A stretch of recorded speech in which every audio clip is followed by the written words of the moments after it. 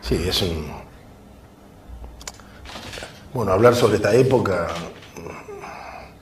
no es fácil porque es una época sumamente difícil, compleja, para la cual yo creo que no estamos preparados. A mí me cuesta, por lo menos, habiendo atravesado diferentes etapas de la historia, me cuesta bastante reflexionar sobre el pasado para poder entender lo que hice y lo que debería hacer ahora, y tomar experiencias como para encontrar un camino.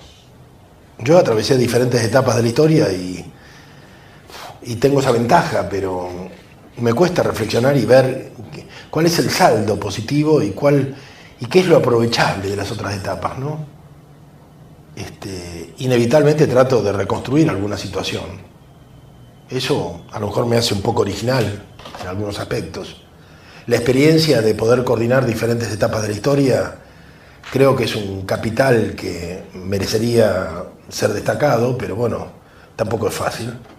Hay un ninguneo, se ha instalado un ninguneo generalizado. Me parece que va a ser el tema de esta charla, ¿no?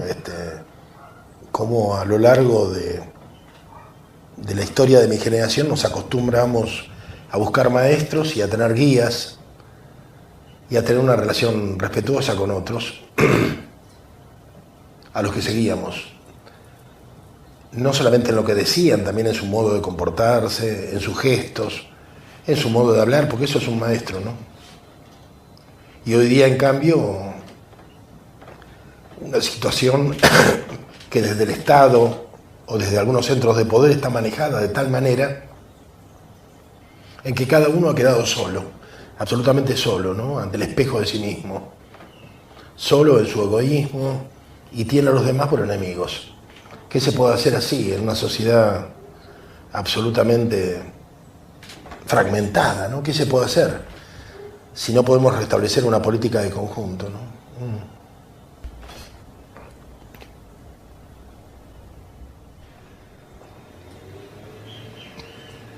Para poder explicar las posiciones que ahora tenemos, o que ahora propongo, o que ahora a las que he arribado, y el modo de mirar el mundo, puede ser valioso reconstruir la propia historia, ¿no? A mí me sorprendió la violencia del año 55, la violencia militar, ¿no? El bombardeo a la Plaza de Mayo, los tanques sobre Buenos Aires y sobre Rosario, cuando tenía apenas 15 años. De manera que fui lanzado a la violencia, a la resistencia, junto con muchísima gente que no aceptó el estado de cosas que se daban. La gente prisionera en el estadio de River, las patotas de civiles paramilitares por la calle, allanando las barriadas obreras, los ataques a los bustos de Perón y de Evita, que la gente defendía como podía.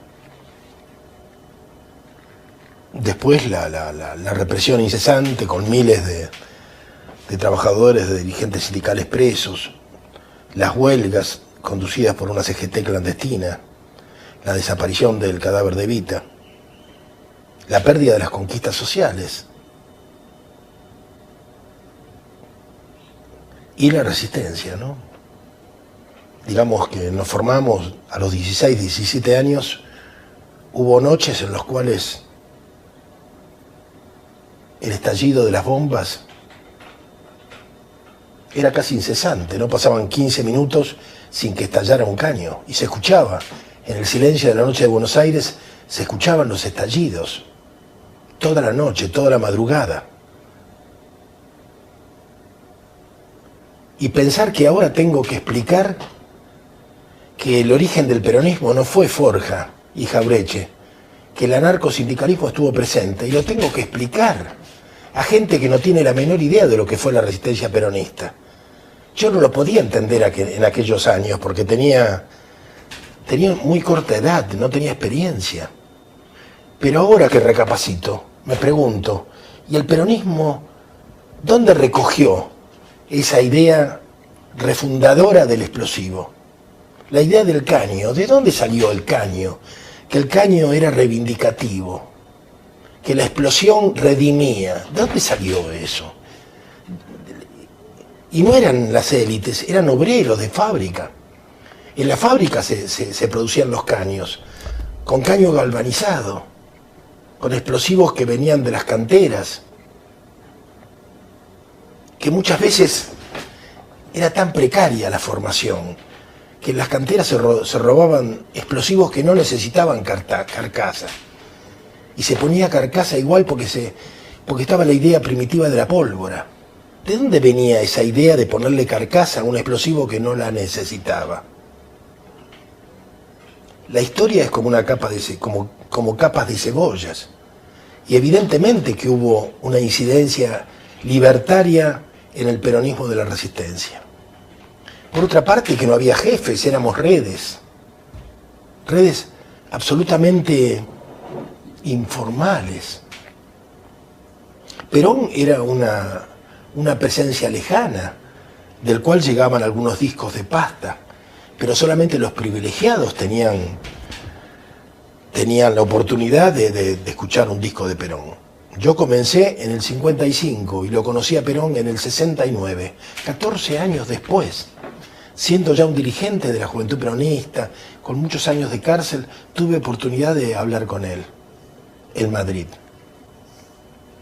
Y otros no tuvieron nunca la oportunidad de conocerlo. Y sin embargo estaban dispuestos a dar la vida por él. Esta cosa popular, mayoritaria, de clase trabajadora, esta desconfianza hacia la clase media que festejaba el dolor obrero a lo largo de la avenida Corrientes, donde centenares de lugares de teatros y de lugares de diversión para la clase media satirizaban al peronismo y celebraban la victoria de esos sectores medios a los que había marcado tan duramente, dice Polín, a lo largo de su serie de radial, Mordisquito.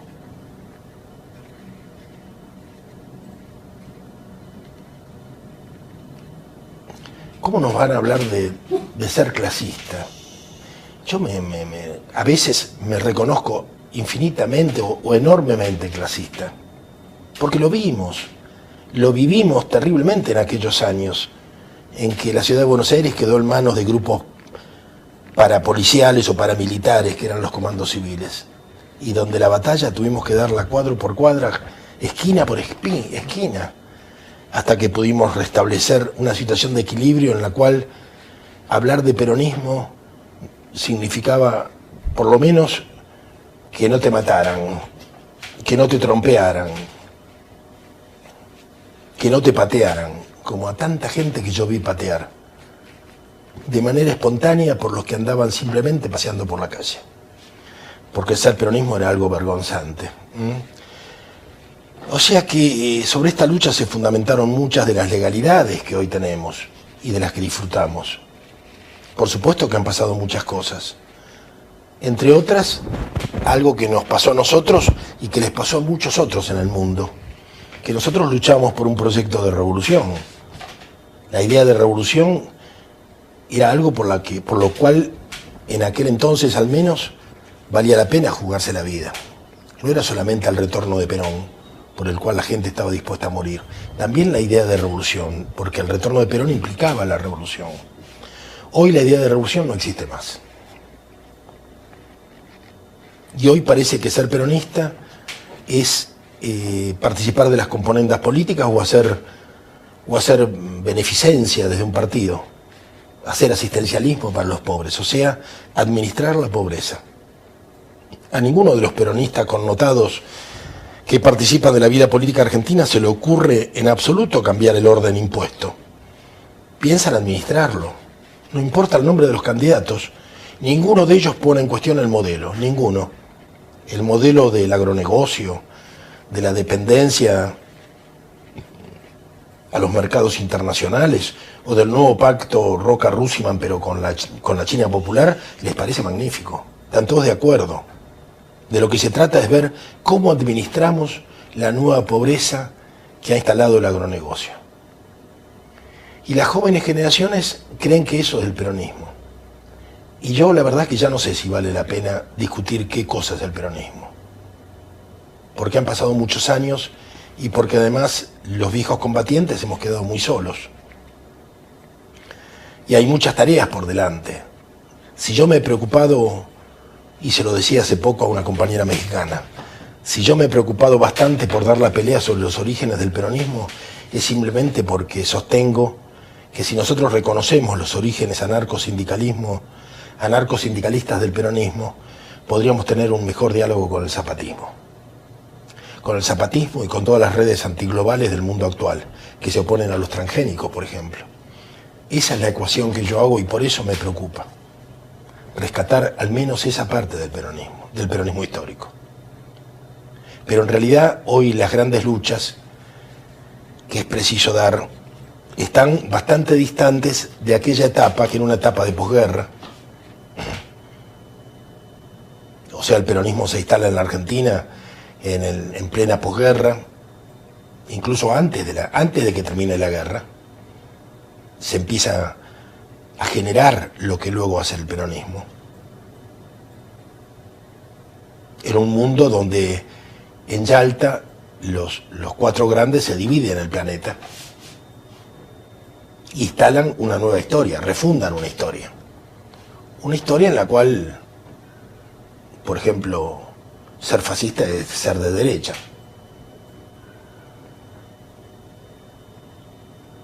Y donde ser nacionalsocialista, por supuesto, es ser derecha. Total, son los vencidos. ¿Quién puede reivindicar que en realidad todos los movimientos autoritarios que produjeron la Segunda Gran Guerra van a surgir de la Internacional Comunista, del Comintern, y que fueron internas entre los internacionalistas, unos más nacionales que otros, los que llevaron a Europa a esa guerra terrible, a esa guerra espantosa? Y que fueron diferentes versiones del autoritarismo las que se impusieron unas sobre otras, no mejores ni peores. Es mentira esto de que se impuso la democracia. Se impusieron nuevas formas de colonialismo. El mundo se repartió de otra manera. América Latina aprovechó la oportunidad para generar procesos de liberación nacional. Porque había una voluntad férrea, había un proyecto nacional. Hoy también hay condiciones, siempre las hay, pero hoy hay condiciones nuevas que no podemos aprovechar simplemente porque no tenemos ninguna dirigencia política. Porque la corrupción ha dejado extenuada a la dirigencia de este país. O sea, no hay un proyecto nacional. No hay un proyecto de país siquiera. Se ha impuesto una izquierda cipaya. Lo peor quizá que nos podía ocurrir.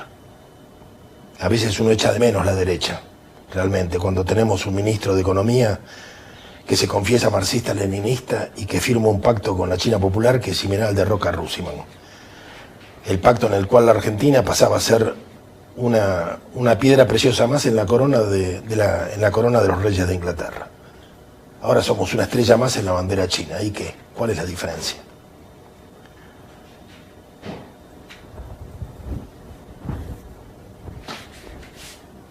Yo siempre repito que aquello de que la globalización es algo sustancialmente diferente a lo que conocimos.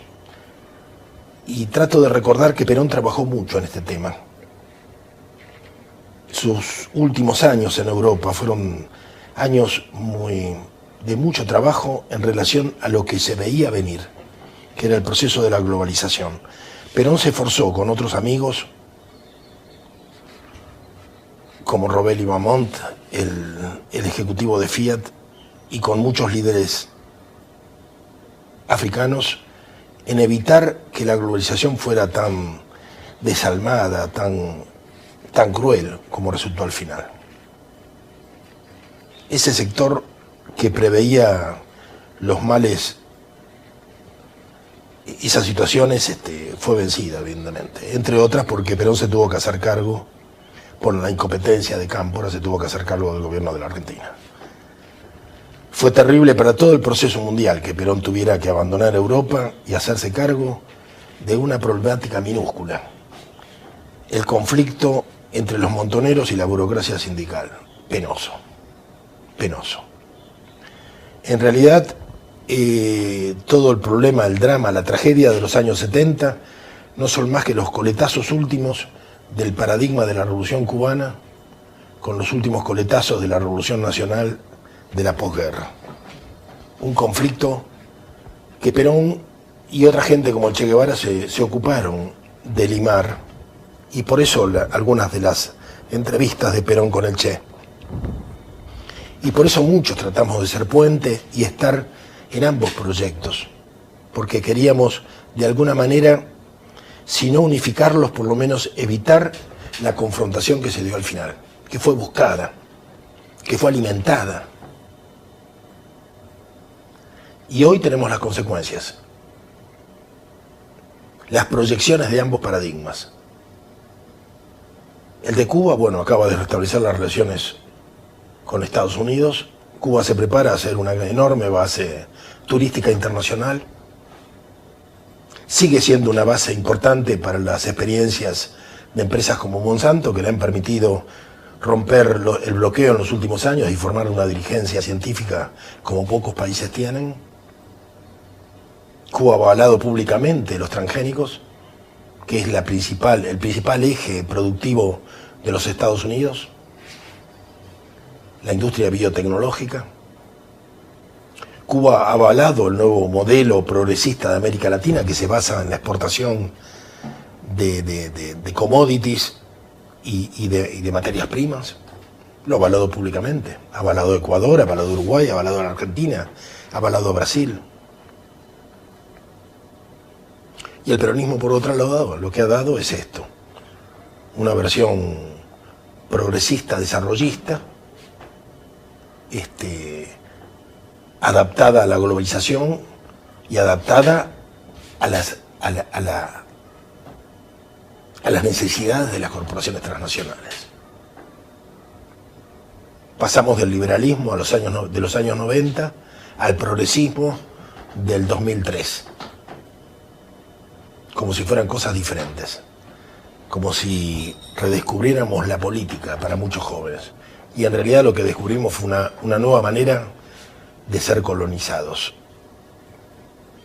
En ese sentido, la Argentina ha sido precursora en muchos aspectos y sigue siendo un laboratorio.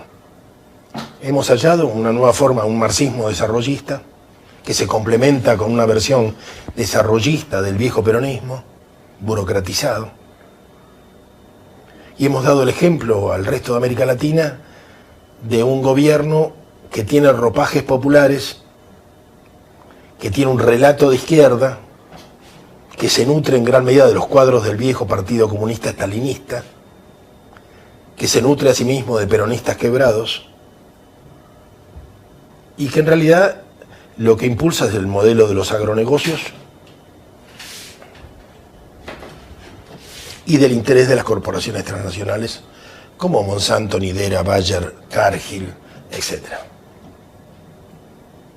Y que además ha naturalizado este modelo. De tal manera que ha quitado la discusión sobre el modelo del debate público político nacional.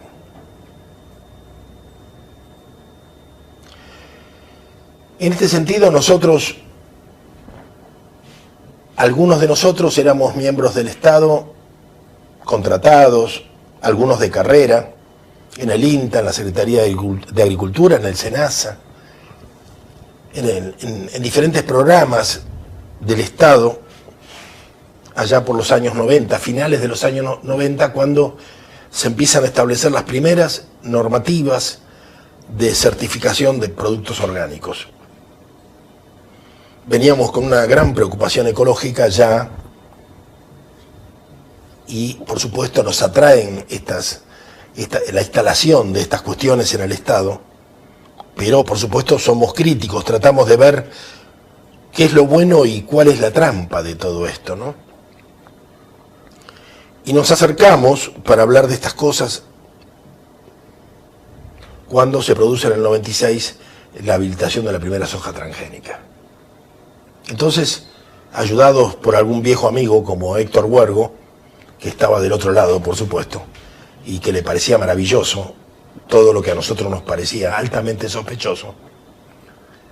Pero la inteligencia de Huergo, un antiguo trotskista, compañero de los 70, líder trotskista en la Facultad de Agronomía, la inteligencia y la agudeza de Huergo nos ayuda a comprender que el modelo que viene es un modelo del agronegocio donde la soja transgénica va a ser la base fundamental y donde la complementariedad va a estar dada por productos orgánicos para mercados de alto poder adquisitivo como Alemania, pero bajo certificación de empresas privadas, con control estatal. Y ahí se nos cierra el hecho de entender que se estaba elaborando un modelo, que había una inteligencia detrás de Cavallo y detrás de otra gente, que estaba instalando un nuevo modelo, para el cual todavía no teníamos un nombre. Yo recuerdo que una vez le pedí a un economista de uno de estos equipos que quería conversar con él, como viejo compañero de la facultad, de hombre a hombre, le dije, necesito tomar un café con vos. Y le pregunté, ¿cómo ves esto? ¿Qué va a pasar? Y me acuerdo que me dijo, y estoy hablando del año 95, me dijo, en el campo argentino, de 400 hectáreas para abajo no va a quedar nadie. Excepto los que tengan 5, 6, 7, 8 hectáreas. Esos van a quedar. Pero de ahí nadie más. Los pequeños desaparecen. Yo no entendía. Digo, ¿y por qué van a desaparecer los que tienen 300 y no van a desaparecer los que tienen 5? Me dice, porque los que tienen 5 hacen cultivos variados o te ponen las fichas en diferentes colores. Pero los que tienen 300 hacen monocultivo y no tienen ninguna posibilidad. En la carrera que viene no tienen ninguna posibilidad de sobrevivir.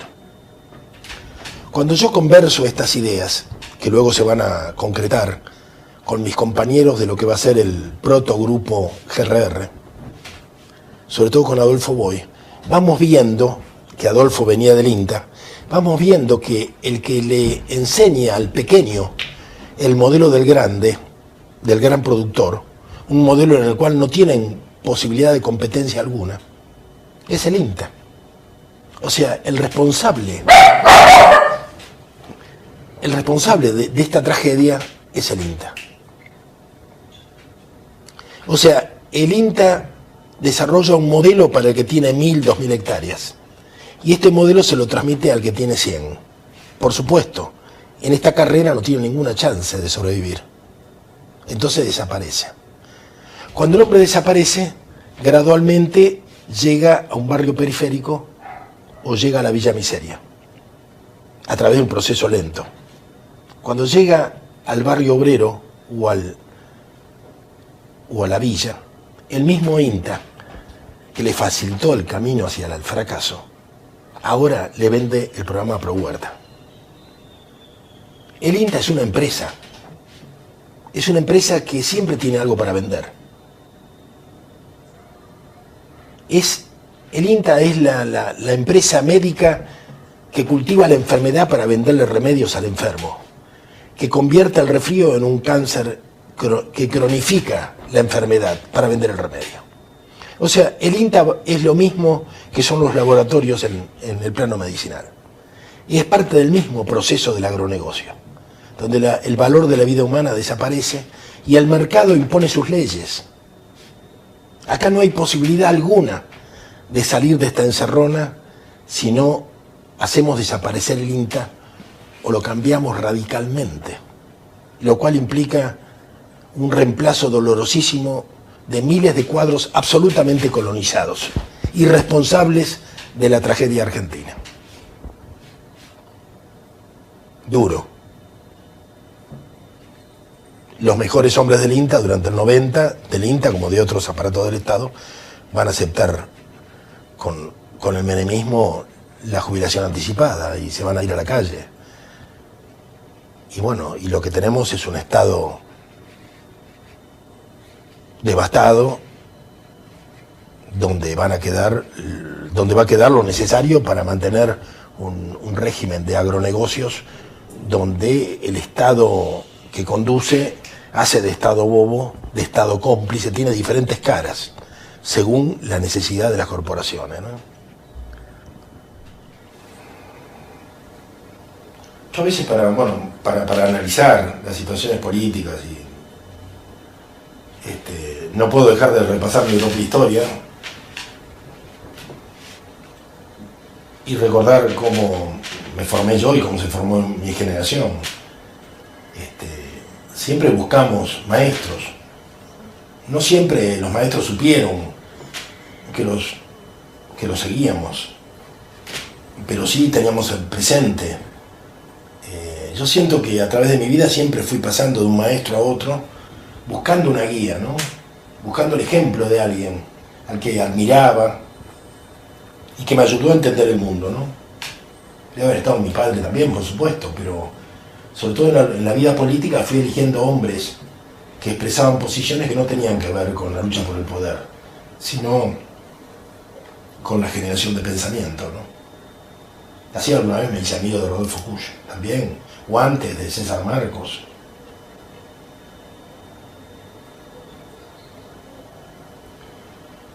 Y yo siento nostalgia por esta vida de relaciones que teníamos los argentinos, porque sospecho que muchos jóvenes de mi edad, coetáneos, lo vivieron de manera parecida.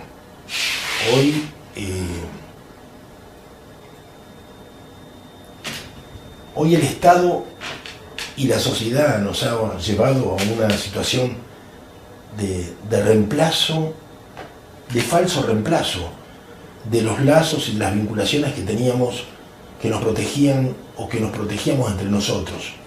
Las relaciones que teníamos y que nos daban fuerza, certeza, las redes parentales, los sindicatos, las organizaciones de fomento, los grupos barriales. La Argentina tenía una red densa de relaciones sociales que estaban respaldadas por esto es lo más raro, por un Estado.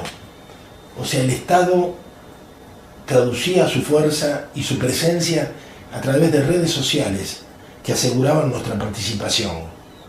Pero yo me crié en una familia donde los roles estaban dados. Yo sabía que tenía un futuro, podía elegir qué iba a ser. Si iba a ser médico, ingeniero, yo quería ser marino. Bueno, mi padre me dijo que no era una carrera que él me pudiera solventar. Entonces elegí otra cosa, elegí alguna forma de medicina, pero digamos, sabía que vivía en una sociedad que me protegería, porque era público, que no solamente el Estado Nacional, sino hasta los municipios cubrían las necesidades de uno en cualquier situación de desgracia. Para eso estaba el Estado, para proteger a que tuviera un accidente o le fuera mal en la vida. Y lo extraño es que esto se ha perdido totalmente, que el Estado ha falseado todas sus funciones a través de sucesivos relatos y por una parte ha concentrado poder, porque ahora sabe todo de nosotros, incluso dónde estamos, a través de la tarjeta SUBE, donde no hay un dirigente político que no tenga una carpeta en los servicios.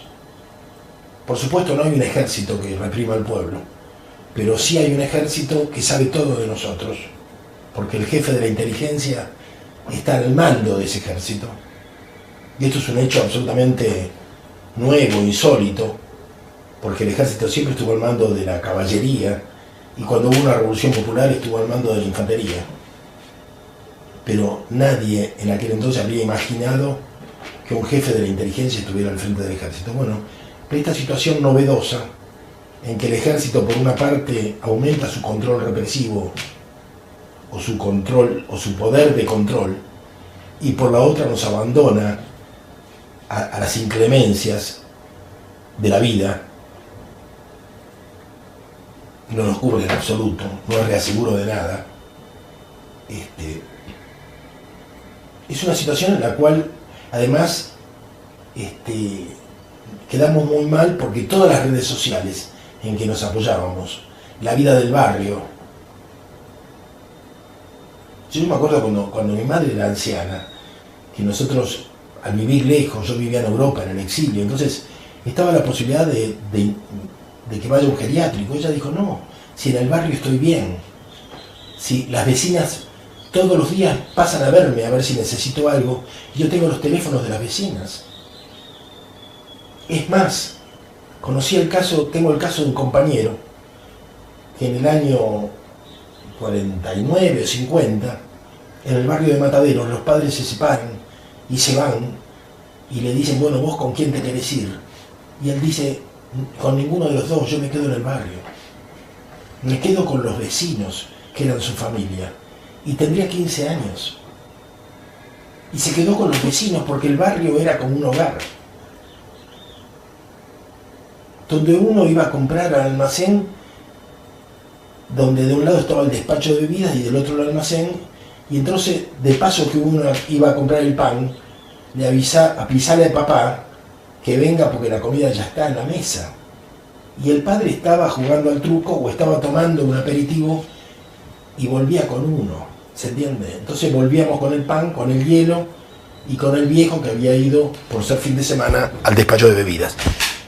Y que estaba hablando de fútbol o de carreras con otros amigos del barrio, con los que además en el curso de la semana trabajaba o tenía negocios y tenía relaciones de apoyo mutuo o eran sus parientes, porque los parientes además se quedaban en el mismo barrio y compraban las casas más cercanas los unos a los otros.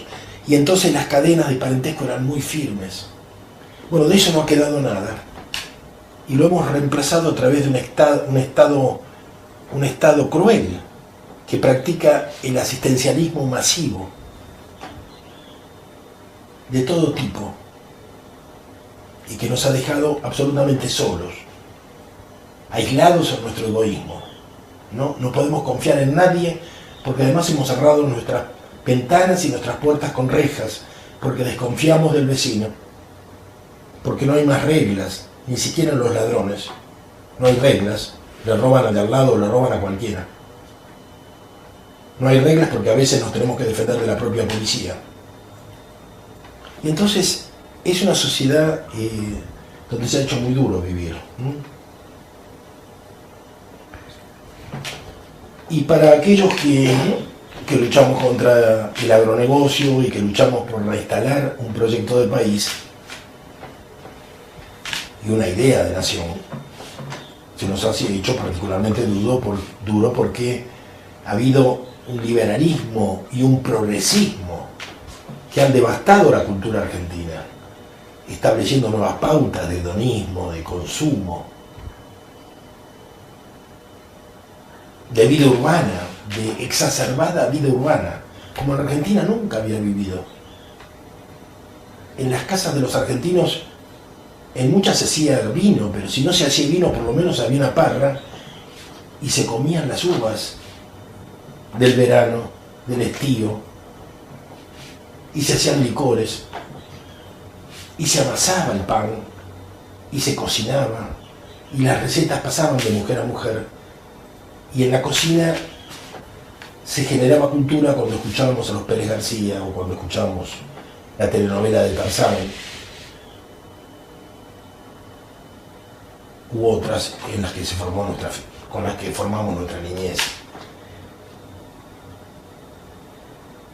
Todo eso fue desmontado, pero lo peor es que fue desmontado con una inteligencia perversa, ¿no? Yo creo que un momento clave es el triunfo de Frondizi en los años 60. Es un momento clave. Fuimos a eso. Yo no estuve de acuerdo con el voto a Frondizi. Pero hoy que tenemos una versión similar con el kirchnerismo, me doy cuenta del daño que aquello hizo, ¿no? Una Argentina que cambió radicalmente, pero no para mejor, cambió en lo peor. Los sindicatos eran como hogares para nosotros. Era el lugar donde la gente iba no solamente para hablar de la patronal. Íbamos al sindicato cuando no teníamos un peso. Íbamos al sindicato cuando teníamos hambre, porque siempre había comida en el sindicato. Íbamos al sindicato cuando necesitábamos hablar con hermanos, porque siempre había buena acogida, había gente con la que tomar mate y conversar. En la parte de atrás del sindicato siempre había compañeros mateando, o tomando café, y había un plato para el hambriento. Y en la época que había que poner bombas, en los sindicatos también había explosivos para los que quisieran ponerlas, porque era el centro en que se abastecía la lucha popular, todo tipo de lucha. Los sindicatos tenían talleres en el fondo o en el subsuelo, donde se fabricaban pancartas, mangueras, los carteles de cada fábrica. Cuando el compañero necesitaba algo, volantes, la imprenta estaba en el sindicato, no se había tercerizado. El sindicato tenía las máquinas para imprimir lo que cada compañero de fábrica necesitaba, y si había un conflicto, los carteles se hacían en el sindicato. Eso no existe más. Por supuesto, hay otra Argentina. Es Frigerio el que va a instalar la ley de asociaciones profesionales, la nueva ley que va a burocratizar al movimiento sindical. Y a partir de los años 60 cambia la conducción sindical. Y empiezan los grandes problemas de lo que después llamamos bandorismo. O sea, la idea de un partido, de una especie de un nuevo partido laborista que en base a los sindicatos dispute a Perón la conducción de un proyecto revolucionario. Esto nace con el desarrollismo. No había existido antes. Antes la conducción la tenía la agrupación obrera de cada sindicato. Y cuando se gana el sindicato, cuando se recuperan los sindicatos, que habían sido asaltados en el 55, cuando se recuperan los sindicatos a lo largo del 57, 58, 59, no siempre el líder del sindicato va a ser el secretario general, porque es la agrupación política la que controla políticamente al sindicato. Es un primer momento, por supuesto. O sea, las autoridades formales del sindicato lo primero que hacen, lamentablemente, en la mayor cantidad de casos, es tratar de desmontar y desmovilizar la agrupación que los controlaba. Y ahí vamos perdiendo el reaseguro político de la lucha obrera. Sobre eso el desarrollismo y la burocratización creciente de los sindicatos. Pero en una Argentina también, que cambia a partir de los años 60. ¿Por qué en una Argentina tan folclórica que a los adolescentes, generalmente, ¿dónde se iniciaba sexualmente un adolescente? En el tejido de la vía del ferrocarril. No había hoteles alojamiento, esto lo trae el desarrollismo. ¿Dónde comprábamos la comida? En el almacén, no en el supermercado. Eso también lo trae el desarrollismo. O sea, es una modernización en ciertos aspectos de la Argentina, que va a deteriorar las tradiciones, que va a imponer una nueva manera, globalizada para la época, de visualizar la política, la cultura y las relaciones humanas. De esto salimos, por supuesto, con una pequeña catástrofe, que es la traición a todas las promesas que había hecho Frondizi, la entrega del petróleo cuando se había prometido rescatarlo, y el intento de privatizar el frigorífico Lisandro de la Torre, que termina no solamente en una huelga salvaje que es reprimida con tanques por parte del ejército, sino que termina con el levantamiento de todo el barrio de Mataderos, que se insurrecciona, que levanta el empedrado, que organiza, que corta calles y que se enfrenta, que oscurece toda la zona y se enfrenta durante varios días con todo el aparato represivo. Esto marca el final de una política y, entre otras, el fracaso de la conducción de John William Cook como jefe del movimiento peronista. Y me parece que esto tiene mucha importancia por el modo en que hoy el progresismo reivindica a Cook. Y esta parte no la dicen, pero en realidad el que sacrifica en ese momento las banderas revolucionarias insurreccionales del peronismo, que eran banderas libertarias, muy salvajes, pero que cultivaban la idea de un cambio total, el que busca el camino de la negociación y del avance negociado y pautado con el desarrollismo es John William Cook. Y cuando se va, lo he dicho muchas veces, Cook se va por derecha, no se va por izquierda. El propio Comando Nacional el propio maestro del Gordo Cook, que era César Marcos, lo repudia. Ni hablar de los más insurrectos, que éramos los jóvenes peronistas. Y lo sorprendente es que esto que se da en el año 60, esto que estoy mencionando se da en el año 60. Lo sorprendente es que en el año 64 Cook vuelve por izquierda, vuelve a la Argentina como hombre de la Revolución Cubana, ya explícitamente marxista-leninista, a explicarnos cómo hacer la revolución, que él no supo hacer cuando era jefe de un movimiento de masas. Es extraordinario. Por supuesto, para los que vivimos la época era muy risible. Por supuesto que lo queríamos muchísimo al Gordo, pero nos reíamos mucho del Gordo y de sus anécdotas, porque no lo podíamos tomar en serio, porque lo vimos fracasar y a los 4 años lo vimos volver con un manual de marxismo-leninismo,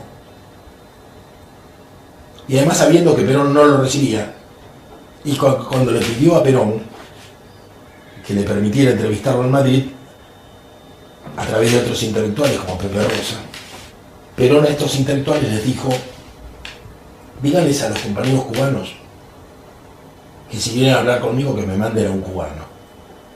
Así, textualmente. Y el Gordo estaba en un hotel de París esperando que lo ablandaran a Perón para que le permitieran entrar. Y los compañeros que lo estaban ablandando a Perón lo llamaron al Gordo y le dijeron: Gordo, volvete a la isla, porque lo que nos dijo el viejo es que para hablar con la Revolución Cubana quiere hablar con un cubano, no con vos. Y esto ejemplifica lo que era John William Cook en ese momento. Era un hombre de la Revolución Cubana, no era un hombre del proceso argentino.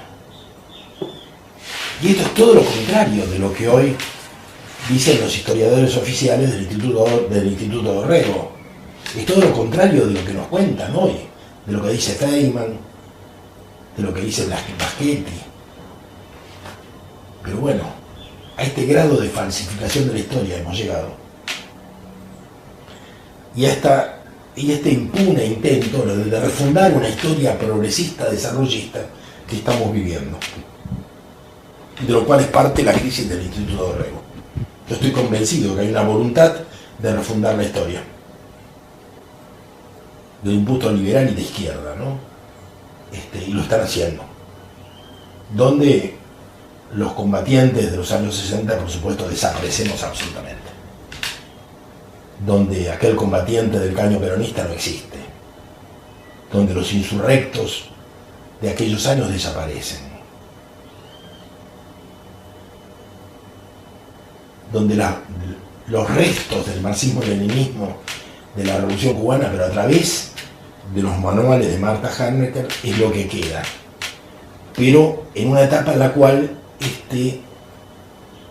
hablar de cambios revolucionarios ya no queda bien, se pasó de moda, entonces es como desde un neoleninismo que cultiva el valor del poder de cada uno, hoy descreemos de la revolución, aceptamos un nuevo camino social democrático en el cual nos tenemos que sentar con otros que tienen poder, y por eso ahora los marxistas nos proponen la coexistencia entre modelos productivos, y lo tenemos a un personaje tan siniestro como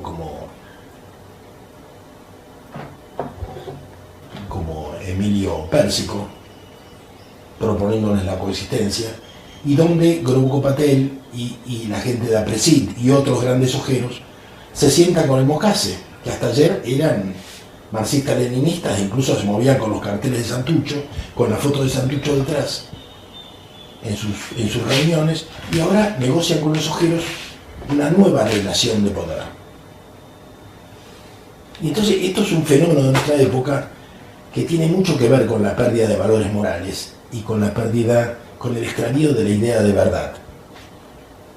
Un tema que le gusta mucho a Félix Rodrigo Mora tratar y que yo comparto. Esta es una sociedad de increíbles falsedades históricas, donde la refundación de la historia por los mentirosos es parte nada más, es parte de un cambio cultural en el que estamos inmersos y del cual solo podemos salir a través de la verdad y de repetir una y otra vez cuál fue la verdad de nuestra memoria y de nuestra historia y de lo que hicimos y de lo que nos equivocamos. Porque probamos diferentes caminos y muchos eran equivocados, pero cada uno dio testimonio. Lo dimos nosotros, lo dio el Che Guevara, tratamos de entendernos, nos ayudamos por encima de las diferencias. El Che Guevara fue tan traicionado como fuimos nosotros. Su propia revolución lo dejó solo, lo traicionó. Tanto como el PJ traiciona la memoria de algunos que fuimos peronistas. Y ya no vale la pena hablar del pasado. Hablamos del presente y lo que encontramos con los nuevos líderes es un abismo. ¿Con qué líder peronista podría yo hablar de biotecnología? ¿Con qué líder de izquierda podría hablar de la inutilidad de una reforma agraria cuando es la bandera que ellos levantan en medio de un país donde se impuso el modelo del agronegocio? Cualquier reforma agraria va a ser el juego al agronegocio, es evidente. Si no hay un cambio de modelo, la reforma agraria es funcional al modelo de las corporaciones. ¿No lo saben o son cómplices? Yo creo que son cómplices. A esta altura estoy convencido que son absolutamente cómplices, que ellos creen en la biotecnología, que están de acuerdo en comer soja transgénica, que están de acuerdo en venderle a los chinos soja transgénica y que esa sea la función de la Argentina. Y que los coches subterráneos y los trenes sigan viniendo de China. Porque China es la hermana mayor de nuestros países, como dijo Fidel, como dijo Eleuterio Fernández Huidobro, senador del Uruguay, ex dirigente Tupamaro. No desconfiemos de China, es nuestra hermana mayor. Es el nuevo imperio. Según alguna gente de izquierda, no es un imperio, no es un imperialismo porque no ejerce el dominio militar. Como si Inglaterra y Estados Unidos en sus primeros tiempos no hubieran sido potencias simpáticas que trataban de ganarse el afecto de aquellos países a los que luego iban a dominar. O sea, es que no entienden que la acción armada es el final de un imperialismo desesperado, como Estados Unidos, que ha perdido las fuentes energéticas, necesita mantenerlas en su dominio de cualquier modo, y por eso la acción militar. No lo entienden o no lo quieren entender. O sea que nosotros en la etapa del colonialismo con la Gran Bretaña teníamos una izquierda que gritaba contra los Estados Unidos. ¿Se equivocaban o eran cómplices? Hasta que apareció Scalabrini y la gente de Forja y la gente de la Alianza Libertadora Nacionalista con Queraltó, que dijeron: no es así, el enemigo es Gran Bretaña, no son los Estados Unidos. Todo lo que hay en Argentina, desde teléfonos, gas, a los reaseguros, todo es inglés, es de propiedad de la Gran Bretaña. Y ahora pasa lo mismo con la izquierda. La izquierda sigue gritando contra el imperialismo yanqui, pero firmamos cada vez mayores acuerdos con la China popular. Son los nuevos cipayos.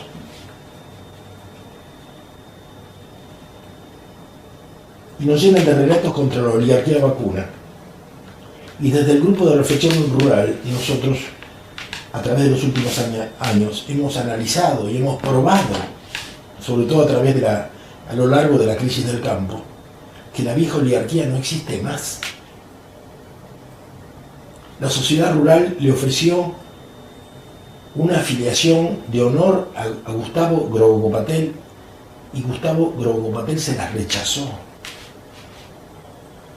La sociedad rural, que concentra el odio de mucha gente de este gobierno, y particularmente de la Cámpora, es un lugar, es un museo, es un reservorio de los archivos genéticos de la gran producción de carnes argentinas del siglo XIX.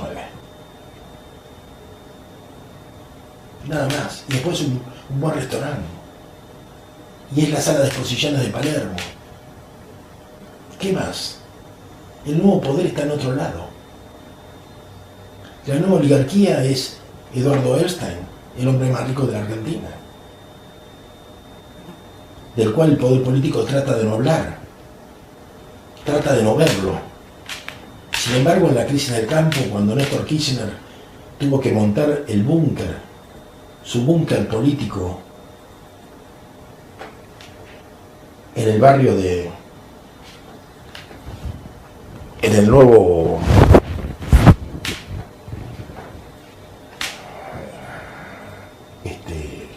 en el puerto de Buenos Aires, lo hizo en un departamento que le prestó Eduardo Erstein.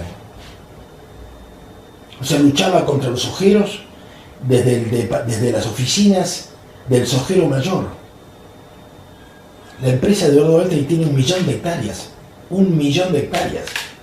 Los que cortaban las rutas eran pequeños rentistas, algunos de los cuales no tenían más de 40, 50, 200 hectáreas.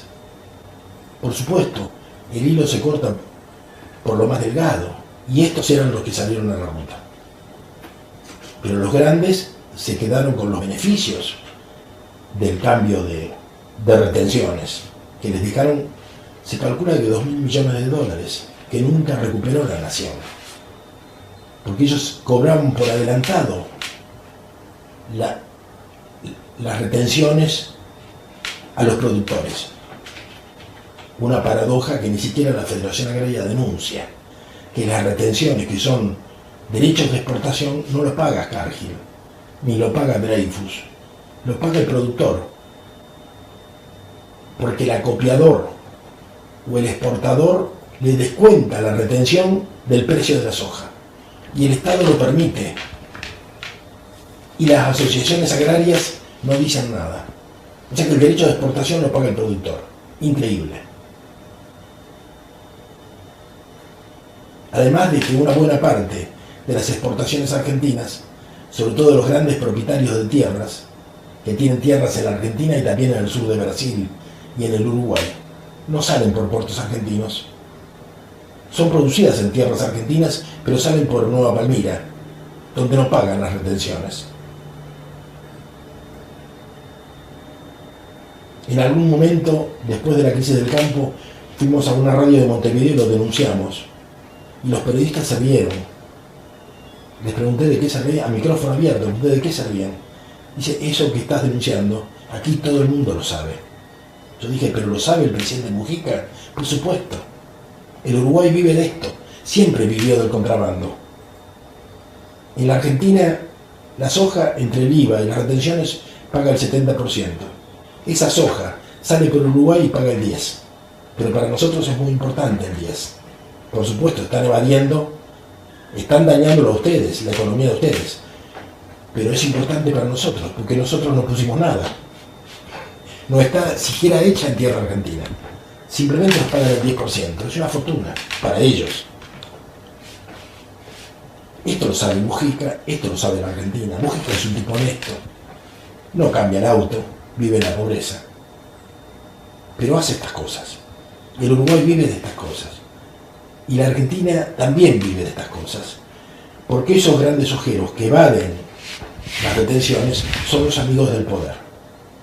No son los que hablan de las carteras de Cristina. Estos son los que visitan la Casa Rosada, que son los grandes, no los pequeñuelos, que en realidad son rentistas.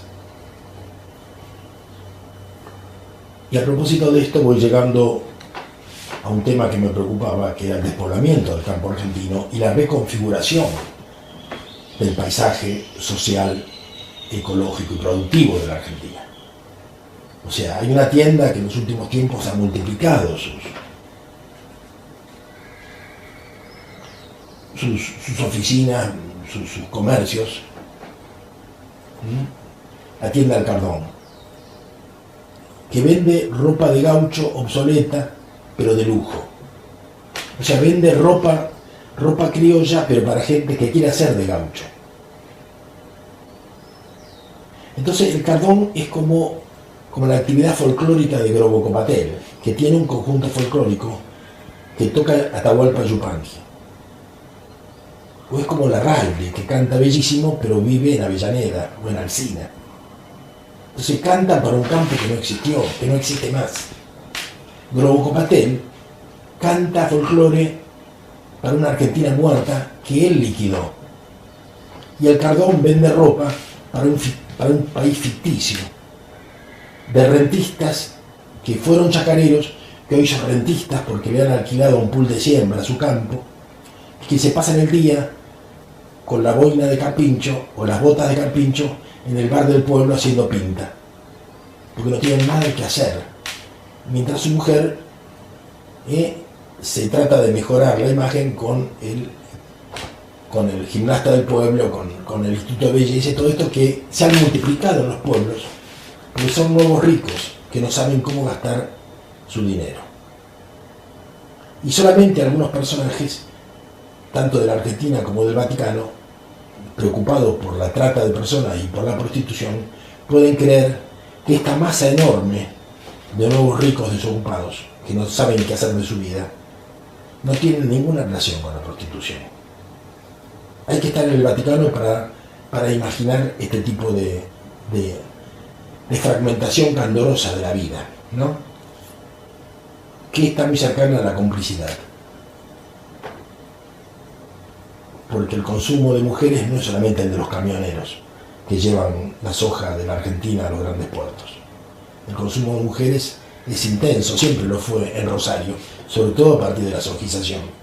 Y no es extraño que Rosario sea la ciudad de los narcos, porque es la ciudad de los nuevos ricos, de la soja, que no estaban preparados para gastar tanto dinero como el que les llegó. Y esto me lo han contado muchos ojeros, que me dijeron, una de las críticas que tenemos para el Estado argentino, para los políticos argentinos, es que nos metieron en un modelo agropecuario en el cual nos enriquecieron, pero nunca nos abrieron una posibilidad de saber qué hacer con esos dineros. ¿Se entiende? Si el mismo gobierno, ya sea el de Menem o el de Kirchner, que propiciaron la sojización del país, hubieran tenido la capacidad de prever qué hacer con ese dinero, por ejemplo, reinvertirlo en acciones para el Estado argentino, hubiera sido mucho más terrible, porque la Argentina se hubiera desarrollado, a lo mejor industrialmente, por lo menos en sus servicios, en su disposición, en el dispositivo del Estado, de tal manera que muchas de nuestras críticas hoy tendrían menos lugar. Pero ni siquiera fueron capaces de prever qué hacer con esa enorme masa de dinero. Entonces hoy se da la situación que después de 15 o 20 años en que entraron tantas divisas como jamás ocurrió en la historia argentina, nuestra deuda se ha multiplicado. No hemos podido pagar la deuda, tenemos mucha más deuda que antes. Hemos saqueado la caja de los jubilados, y las divisas que entran por la soja se continúan yendo en invasiones en el exterior, en prostitución, en drogas, en autos de lujo, en 4x4, en departamentos vacíos, que los hay por miles en cualquier ciudad universitaria, porque los ojeros compran un departamento para cada hijo, por si acaso quiere estudiar, compran un auto para cada familiar, se regalan sucesivos viajes a Europa, igual no pueden, igual les sobra dinero y no hay dónde invertir en la Argentina. Y esta es la insuperable incapacidad de la dirigencia argentina, que ni siquiera es capaz, o ni siquiera ha sido capaz de administrar su propio modelo colonial, y lo ha convertido en una gran payasada que nos tiene al borde de una catástrofe social. Las consecuencias son un campo despoblado, porque no hay trabajo, la soja no da trabajo. Creo que la soja compite con las plantaciones de eucalipto en la poca cantidad de gente que requiere, de manera que la gente se ha ido de los pueblos, primero de los pueblos a las ciudades, porque no tienen trabajo, y en las ciudades vive del asistencialismo. El campo quedó vacío, Cada metro cuadrado ha sido ganado para la soja. Uno ve cómo se han desmontado los antiguos montes centenarios para tener unos metros más. Las viejas casonas se han levantado hasta los cimientos para poder hacer un poco más de soja. Y a veces se ve perdida una palmera alta y uno supone que ahí había un parque. Ahí hubo alguna vez una familia. Yo recorrí las tierras donde nació el Larralde. Horas recorrí las tierras. Eran tierras donde había colectivos. Tanta gente había que había líneas de colectivos. No hay nadie, ni un alma. Larralde vivió en el Gran Buenos Aires y sigue cantando folclore. Y esto es lo que a mí me parece terrible. Una dirigencia artística que ha traicionado sus propias memorias. Le canta a un país que no existe más. Y canta bellísimo, pero para un país que fue y no lo dice.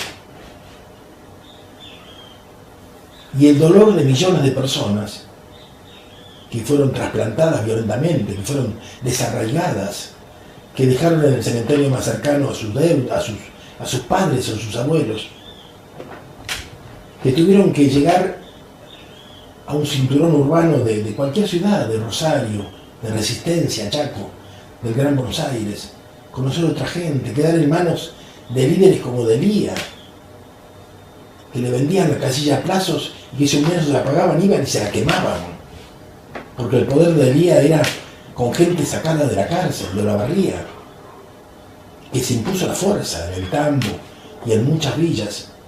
Y si no, estaba la CCC o cualquier grupo de izquierda que tenía prácticas también autoritarias. Y esta gente estaba inerme. Y el Estado, a lo sumo,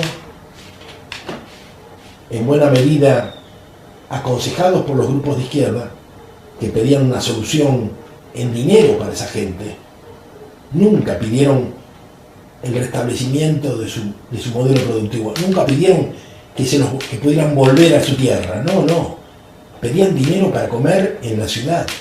Es más, cuando Monsanto y el modelo agropecuario echaba a esos millones de personas del campo, en la ciudad los grupos de izquierda reclamaban el derecho a vivir en la ciudad, totalmente complementario con las corporaciones. Entonces lo que hizo el progresismo fue tomar estas... No, lo hizo Duhalde primero. Duhalde percibió estas quejas y se dio cuenta que era una idea brillante. Y entonces aplicaron el asistencialismo para que esos pobres expulsados del campo no molestaran más. Y le dieron un sueldo miserable a cada uno. Y además lo sometieron al puntero de turno. Lo sometieron al puntero de turno porque tenían que hacer, esa gente tenía que marchar cuando el puntero les decía, tenían que hacer lo que el puntero dijera y tenían que votar lo que el puntero les indicaba para poder seguir cobrando ese sueldo miserable, sin trabajar. El asistencialismo, que además venía planificado por el Banco Mundial y que no salía de los dineros de la soja, sino que se aumentaba la deuda externa. Y esto generalmente mucha gente lo ignora. Lo discutimos en algún momento con el director de la Biblioteca Nacional y se tuvo que quedar callado porque le presentamos la prueba de que eran planes del Banco Mundial y que no es un invento argentino. En Uruguay es igual, en Ecuador es igual, en Brasil es igual. En Brasil se llama Plan Bolsa Familia, asiste a 50 millones de personas. Inclusive muchos campamentos del Movimiento Sin Tierras, uno piensa que son una base revolucionaria, no, viven del Plan Bolsa Familia. Sobre la tierra ocupada, pero viven del Plan Bolsa Familia. O sea, el asistencialismo le ha quebrado el espinazo a las luchas de los pueblos latinoamericanos.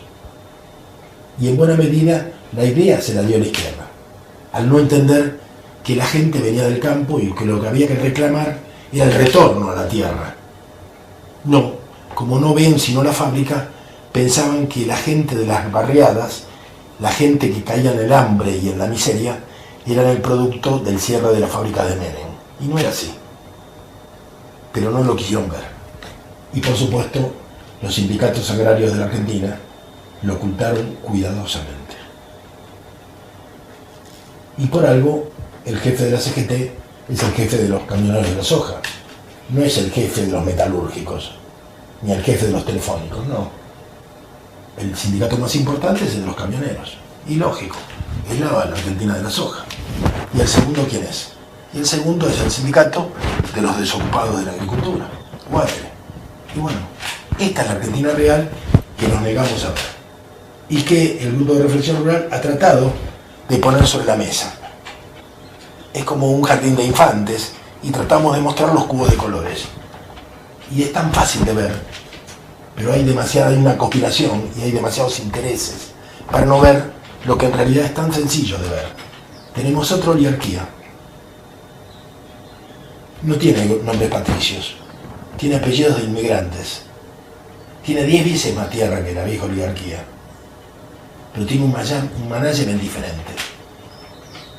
Y no ahuyentan a los electores cuando toman el micrófono, como la gente de la mesa de enlace, como Biolcati, que es un gorila terrible y el gobierno le tendría que dar micrófono para que se quede solo.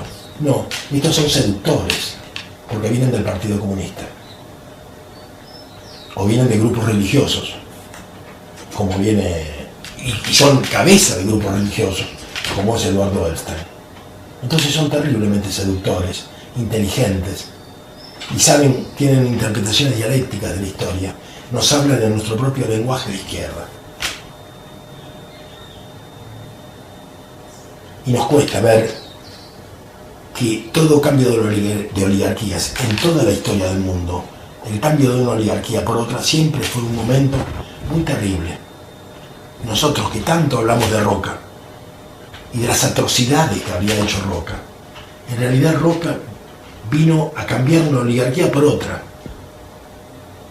más nacional, más preocupada por construir un país que la antigua.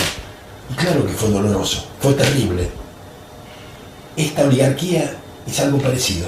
Hablamos de Roca y estamos construyendo otra oligarquía que se propone sacar el monumento a Roca y cambiarla de Ivana el nombre, pero en realidad se quedó con el país. Después del 2001 se quedó con el país. Y los excedentes de muchas de estas propiedades, cuando hay excedentes, ¿a dónde van? Y esto es público. Van a sostener algunas empresas que en Israel entran en situación de pérdida o de crisis. Y hoy estamos en la lista de países que los palestinos indican como países desde los cuales se sostienen los déficits de algunas empresas del Estado de Israel, como si fuéramos un país al que le sobraran los dólares, ¿no?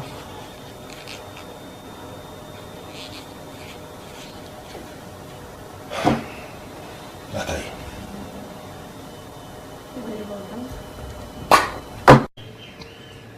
Para poder explicar las posiciones que ahora tenemos, o que ahora propongo, a las que he arribado, y el modo de mirar el mundo, puede ser valioso reconstruir la propia historia, ¿no? A mí me sorprendió la violencia del año 55, la violencia militar, ¿no? El bombardeo a la Plaza de Mayo, los tanques sobre Buenos Aires y sobre Rosario, cuando tenía apenas 15 años. De manera que fui lanzado a la violencia, a la resistencia, junto con muchísima gente que no aceptó el estado de cosas que se daban. La gente prisionera en el estadio de River, las patotas de civiles paramilitares por la calle, allanando las barriadas obreras, los ataques a los bustos de Perón y de Evita, que la gente defendía como podía.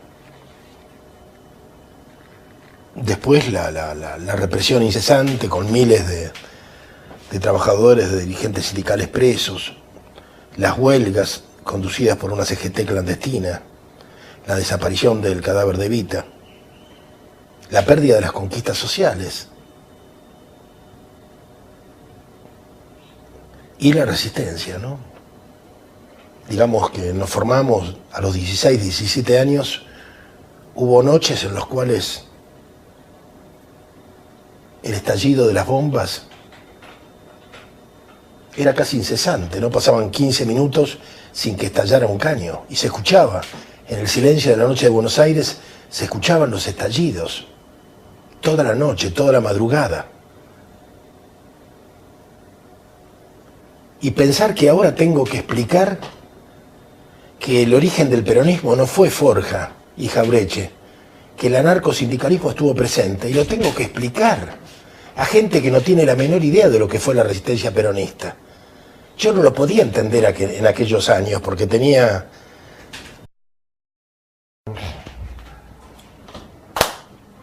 Sí, es un... Bueno, hablar sobre esta época no es fácil, porque es una época sumamente difícil, compleja, para la cual yo creo que no estamos preparados. A mí me cuesta, por lo menos, habiendo atravesado diferentes etapas de la historia, me cuesta bastante reflexionar sobre el pasado para poder entender lo que hice y lo que debería hacer ahora, y tomar experiencias como para encontrar un camino. Yo atravesé diferentes etapas de la historia y tengo esa ventaja, pero me cuesta reflexionar y ver cuál es el saldo positivo y qué es lo aprovechable de las otras etapas, ¿no? Inevitablemente trato de reconstruir alguna situación. Eso a lo mejor me hace un poco original en algunos aspectos. La experiencia de poder coordinar diferentes etapas de la historia creo que es un capital que merecería ser destacado, pero bueno, tampoco es fácil. Hay un ninguneo, se ha instalado un ninguneo generalizado. Me parece que va a ser el tema de esta charla, ¿no? Cómo a lo largo de la historia de mi generación nos acostumbramos a buscar maestros y a tener guías y a tener una relación respetuosa con otros a los que seguíamos.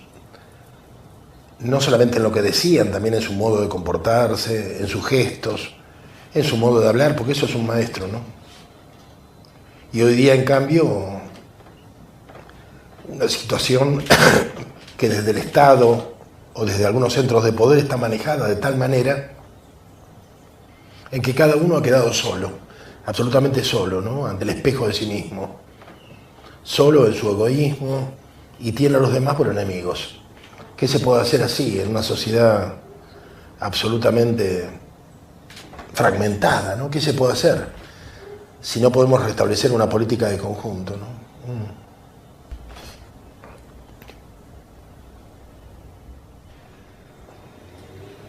Para la clase media satirizaban al peronismo y celebraban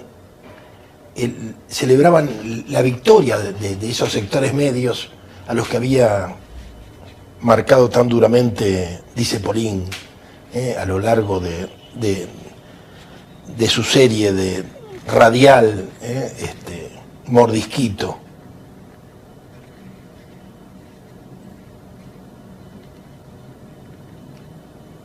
¿Cómo nos van a hablar de ser clasista? Yo a veces me reconozco infinitamente o enormemente clasista, porque lo vivimos terriblemente en aquellos años en que la ciudad de Buenos Aires quedó en manos de grupos parapoliciales o paramilitares, que eran los comandos civiles, y donde la batalla tuvimos que darla cuadro por cuadra, esquina por esquina, hasta que pudimos restablecer una situación de equilibrio en la cual hablar de peronismo significaba, por lo menos, que no te mataran, que no te trompearan, que no te patearan, como a tanta gente que yo vi patear, de manera espontánea por los que andaban simplemente paseando por la calle. Porque ser peronismo era algo vergonzante. O sea que sobre esta lucha se fundamentaron muchas de las legalidades que hoy tenemos y de las que disfrutamos. Por supuesto que han pasado muchas cosas. Entre otras, algo que nos pasó a nosotros y que les pasó a muchos otros en el mundo. Que nosotros luchamos por un proyecto de revolución. La idea de revolución era algo por lo cual, en aquel entonces al menos, valía la pena jugarse la vida. No era solamente el retorno de Perón, por el cual la gente estaba dispuesta a morir. También la idea de revolución, porque el retorno de Perón implicaba la revolución. Hoy la idea de revolución no existe más. Y hoy parece que ser peronista es participar de las componendas políticas o hacer beneficencia desde un partido, hacer asistencialismo para los pobres, o sea, administrar la pobreza. A ninguno de los peronistas connotados que participan de la vida política argentina se le ocurre en absoluto cambiar el orden impuesto. Piensan administrarlo. No importa el nombre de los candidatos, ninguno de ellos pone en cuestión el modelo, ninguno. El modelo del agronegocio, de la dependencia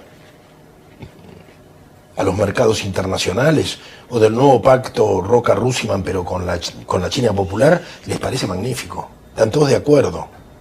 De lo que se trata es ver cómo administramos la nueva pobreza que ha instalado el agronegocio. Y las jóvenes generaciones creen que eso es el peronismo. Y yo la verdad que ya no sé si vale la pena discutir qué cosa es el peronismo. Porque han pasado muchos años y porque además los viejos combatientes hemos quedado muy solos. Y hay muchas tareas por delante.